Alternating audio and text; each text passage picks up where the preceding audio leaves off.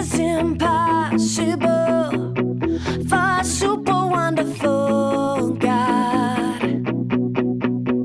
Every day I can know God is always there for me and my family. Every day I can know greater is the one who lives inside me. Super big, super strong, super wonderful God. Super big, super strong, super wonderful God.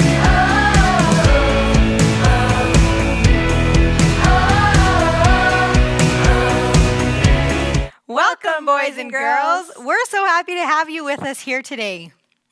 Today we're going to switch things up a little bit, and we are going to start right off in some praise and worship, because that is what our God always deserves. So why don't you stand up together and join with us as we sing to Jesus. Mums and dads, we'd love it if you'd join us too.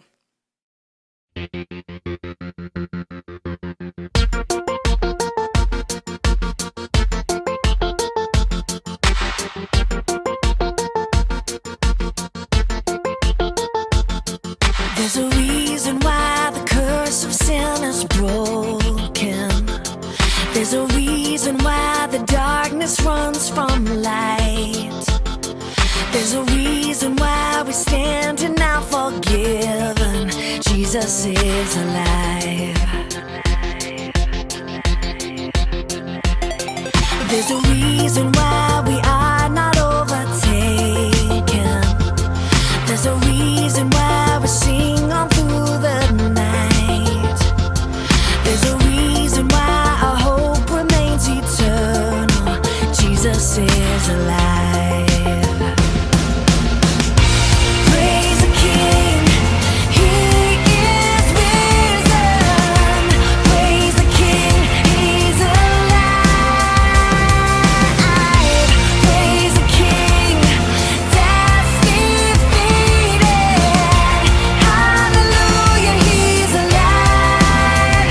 Oh, oh, hallelujah, He's alive.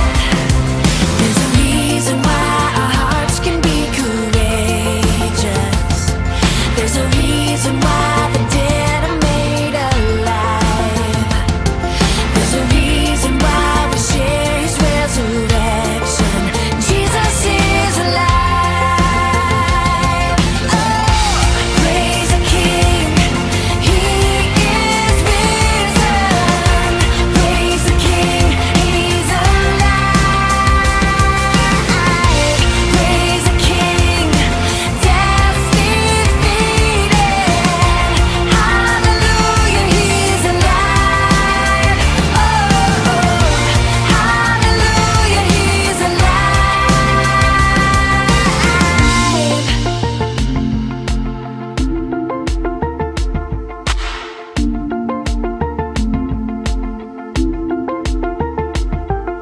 The grave could not ignore it when all of heaven's roaring. Hell, where is your victory? Death, where is your sting? The world could not ignore it when all the saints are roaring. Hell, where is your victory? Death, where is your sting? Praise the King, He is risen. Praise the King, He's alive. Praise the King, He is risen. Praise the King, He's alive. Praise the King, death's defeated. Hallelujah, He's alive. Oh, hallelujah, He's alive. Oh, hallelujah, He's alive.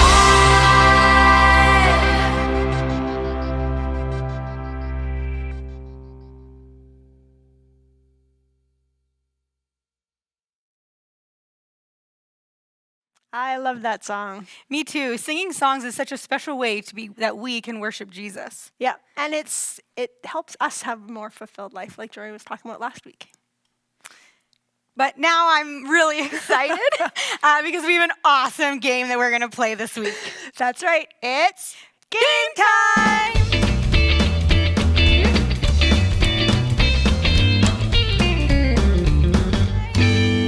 So today we're going to play Pictionary. all right. So the way this is going to work, you're going to see a white screen come up on your screen, and an invisible hand is going to be drawing a picture. So you have to guess what it is, and next week we'll tell you the answers. But you can send in the answers when you send in your trivia time answers, and we would love to see if you can guess what we're drawing. All right, so we're going to do 3 rounds, and make sure to get those answers in because that's points for your teams, girls and boys. So let's get rolling then. Are you ready? All right, here's ready. round 1.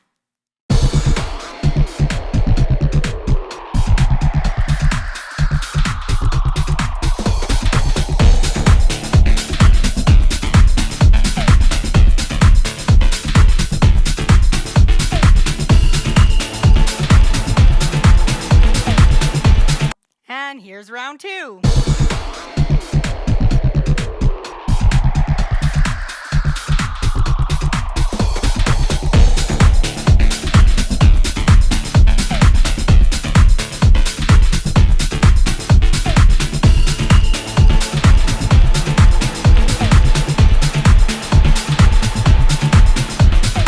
And let's go to our last round.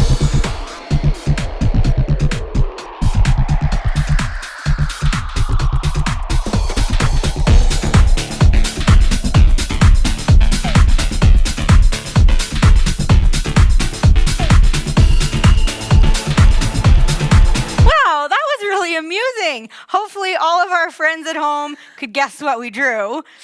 Drawing can be really tricky sometimes, but I think that artist did a great job. Oh yes, I think you'll have some pretty good guesses there. We are going to play Pictionary and some animal charades in the next couple weeks. And so if you boys and girls want to help do the acting for animal charades or do some of the drawing for Pictionary, have your mom and dad send us an email, and then I'll send you the word or the animal that you get to act out or draw. So have them tell me if you want to do Pictionary and draw a picture or to do charades and act out an animal, and I'll get that to you, and then we can have you guys participate in a game next week or the week after. That's awesome. I love that. Yeah. All right. And now it's time for our story. So this week, our story is all about Gideon. And even though he was scared and nervous to follow after God, he still did it anyways. So join us and let's listen to his story. The Israelites did what was evil in the sight of the Lord. So God sent their enemy, the Midianites, to rule over them. The Midianites were very mean. So the Israelites cried out to God, "Save us!" The angel of the Lord came and sat under an oak tree. He appeared to a man named Gideon and said, "The Lord is with you, mighty warrior." Gideon was afraid. His family was the weakest family in his tribe, and he was the youngest son in the family. But the Lord chose Gideon to deliver the Israelites from the power of their enemy. He assured Gideon, "I will be with you." That night, God told Gideon to tear down the altar to a false god. Gideon obeyed God, but Gideon did it at night because he was afraid of the men in the city. The next day, the men in the city saw that the altar was torn down. "Who did this?" they asked. When they found out it was Gideon, they wanted to kill him. Sometime later, Israel's enemies gathered together, so Gideon blew the ram's horn. An army of men gathered behind Gideon, ready to fight. Gideon wanted a sign from God. "If you will deliver Israel by my hand, as you say, I will put fleece on the ground. If the fleece is wet with dew, but the ground is dry, I will believe you." That is exactly what happened. The fleece was so wet, Gideon squeezed out enough water to fill a bowl. Again, Gideon asked for a sign. This time, the fleece was dry and the ground was wet. God told Gideon that his army was too big. Gideon let anyone who was afraid to go to battle go home. 10,000 men remained. "That's still too many," God said. God made a test for the people. All of them were to go to the river to drink the water. Anyone who knelt to drink water was sent home, but whoever lapped the water with his tongue stayed there. 300 men remained. The next day, The army carried torches, blew their trumpets, and shattered pitchers before running toward the camp of Midianites. God gave Israel the victory, and everyone in the Midianite army ran. Gideon and his army chased them away. The Israelites said to Gideon, "Rule over us, for you delivered us from the Midianites." Gideon said, "No, God will rule over you." But after Gideon died, the Israelites did not remember the Lord who had delivered them from the power of their enemies. The Israelites cried out to God because they knew they could not save themselves. Even Gideon was not enough to save them. God used Gideon to save his people, but God fought the battle for them. The people needed someone who was mighty to save. Jesus Christ came to save us from sin because we could not save ourselves. Only God, through Christ, can save us. You can see that even though Gideon was worried and kind of scared, he tested God to see whether or not if he should obey, right? To know if he should. Right. But in the end, he didn't let his worry and his fear stop him from obeying God. And because Gideon obeyed God, God used him to save his people. Yeah, that's amazing. Today, we've got some supplies that we brought with us. So we have cooking oil in this jar that you have at home in jars. And then in that jar, that's water with some dye, okay? So you can see it better. And what we're going to do, we're going to test to see about worry or anxiety, and we're going to test to figure out if that mixes with trusting God. So this, the oil is going to represent our anxiety or our worry. Brooke, can you remind us, what is worry? Yeah, so worry is when we're afraid or we're concerned because we don't know what's going to happen. And that's what was happening with Gideon. That's why he was testing God, because he was worried about what God was asking him to do. And so he was scared, but eventually he trusted God, and because he trusted, then he obeyed. Yeah, that's so good. Okay, so we also have water, which Brooke's holding up for you to see, and we put some blue coloring in it so you can see it better, okay? And the blue, the water, is going to represent trusting God. Right. So, Brooke, do you want to explain what does it mean to trust God? Yeah, so trusting God means that we remember that he's in control and that he knows everything. And we don't have to be afraid because God is taking care of us. Awesome. So we're going to see, can you trust God and worry at the same time? So let's let our worry and our trust show us the answer. So we're going to see what happens when we try to mix our worry and our trust together. So here we go. So I'm going to pour our worry in. And Brooke, do you want to pour? You want to pour in? Sure. Trusting God at the same time? Can you reach? Okay, yeah. Okay. Let's see what happens. Okay, so we're going to pour them together. So it kind of looks like they're mixed. Mixing. Okay, but we're going to put this together, and we're going to shake it really good. And let's see. Okay, so we'll shake it up, and let's see what happens. It's kind of, look, it's separating. Yeah, I don't know. Like, I don't know see? if they can be mixed. I don't think so. Look, you can watch as it's going. And you can see how it's separating, how the anxiety is kind of coming up to the top, and you can see how there's separation between the two. I think that it's showing us, and you can see just as it goes, that you can't mix them together, right? I don't think our hearts can be fully trusting God and worrying at the same time because they don't mix. Yeah, God wants us to trust in him whenever we're tempted to worry because he cares for us.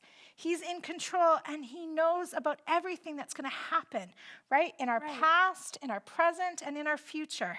And we can trust God with all of our tomorrows because God is so worthy of our full trust. That's awesome.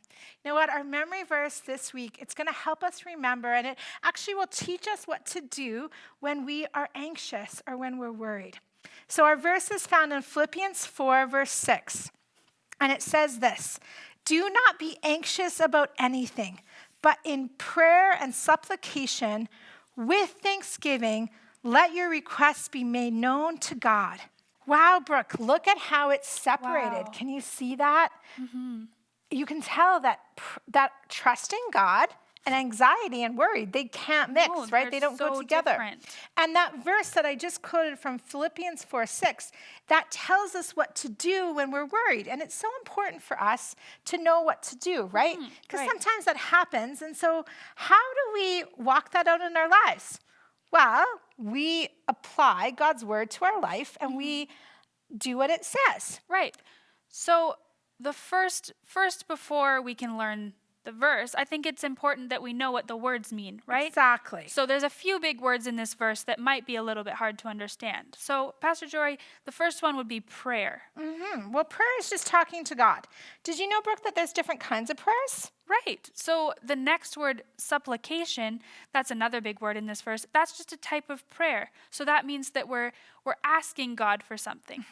Another kind of prayer would be worshiping him and thanking him and praying for other people, which is called intercession. Right. Thanksgiving is another big word in this verse, but I think everyone knows what that's about. That just means that we're giving thanks. Right. And the last word, what's request? Well, request just means that's what we're asking for. Right. So what we're going to do is we're actually going to use a song to teach us and help us memorize the verse. So you can get up and make some actions to go along with the song. Are you ready to do that? Are you ready to go?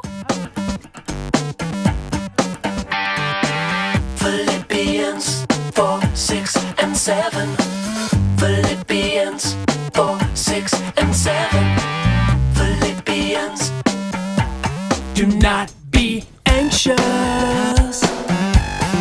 about anything, but in everything, by prayer and petition, with thanksgiving, present your request to God. Do not be anxious about anything, but in everything, by prayer and petition, with thanksgiving, present your request to God.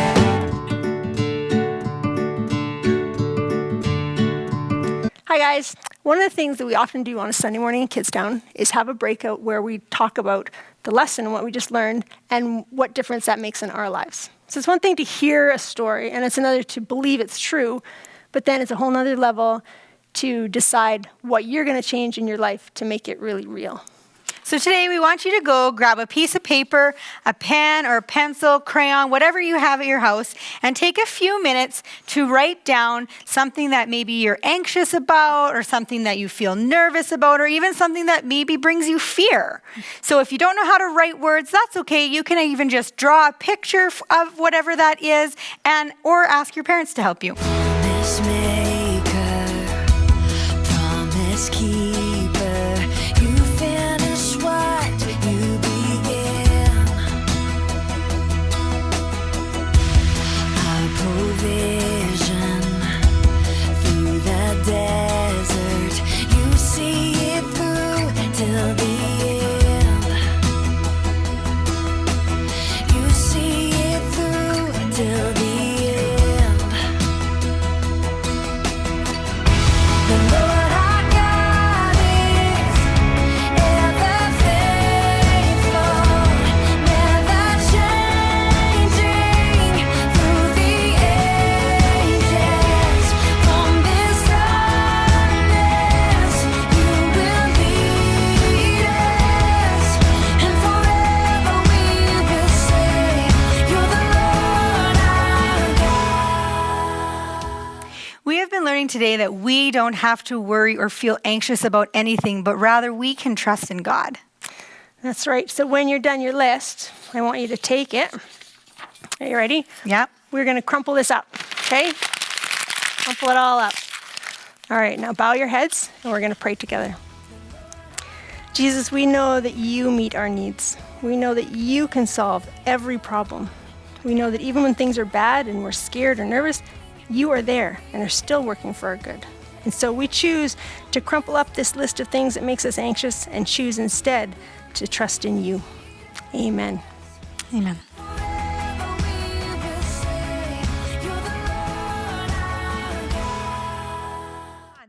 Brooke, what time is it? It's trivia! trivia time! Okay, boys and girls, on your screen right now is the answers to last week's questions.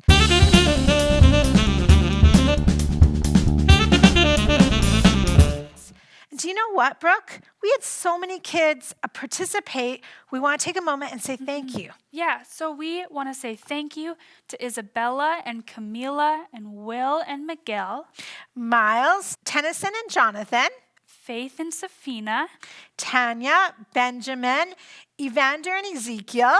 Drew and Nolan, and Chantel and Davia. Awesome job. Thank you guys so much for participating. So are we ready to update our scores? I think we're ready. Okay, so last week, let's update. The girls had 296 and the boys had 307. So you ready to hear what the scores are this week? I'm ready. The girls got 35 points. 35. Awesome That's so job. good. Okay, are we ready for I'm the ready boys? for the boys. Should we have a drum roll for the Yes, boys? Ready? for sure. The boys got 47 Wow, points. good job, Man, those boys are doing awesome. Keep those answers coming. And you know what, boys and girls? I think there might be a couple ways to get points this week. So make sure you participate and encourage those friends in KidzTown to play as well. Yeah.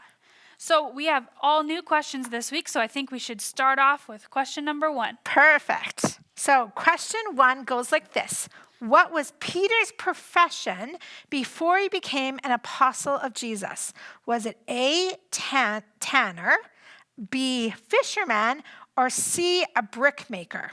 It's a pretty good question. That is a good question. Okay, so number 2. Along with frankincense, what other gifts were presented to baby Jesus? Was it A, gold and myrrh, B, fruit and spices, or C, jewels and silver? Oh, that's a good question. I like that question. Got to remember back to Christmas for that question. Exactly. Okay, number 3. Who told Mary, the mother of Jesus, that she was going to have a baby? Was it A, Elizabeth, B, Gabriel, or C, Joseph? This is another Christmas question. It is another Christmas question. Okay. All right. So the fourth question, who was taken up to heaven in a fiery chariot? Was it A, Ezekiel, B, Isaiah, or C, Elijah? Ooh, that's a good question. Okay, and then our last question, number 5. What were John the Baptist's clothes made of? Was it A, camel's hair, B, sheep's wool, or C, woven flax? That's a tough one. They are tough questions this week. So boys and girls, get your answers into us. Encourage your friends to play. And we will see next week how all the scores are shaping up. Thank you for joining us for trivia time. Bye. Thank you so much for joining us this week. As we go, we want to bless you guys. So we bless Henry and Hannah, Hudson and Haley, Isabella, Ifedi, Isaac, Ivan, and Isla, Jasmine, Jacob, Joshua, Jackson, Jaden, James, Jocelyn, Jonathan. We want to bless you all with God's peace and his joy. May his peace and joy fill your hearts and your minds. And for all the boys and girls, we want you to remember that God's with us, and he says that he will be with us always. You definitely don't need to be afraid, and you don't need to worry. You can trust God, and as you follow God, he will go with you and wherever you go. All right. We'll see See you all next week. So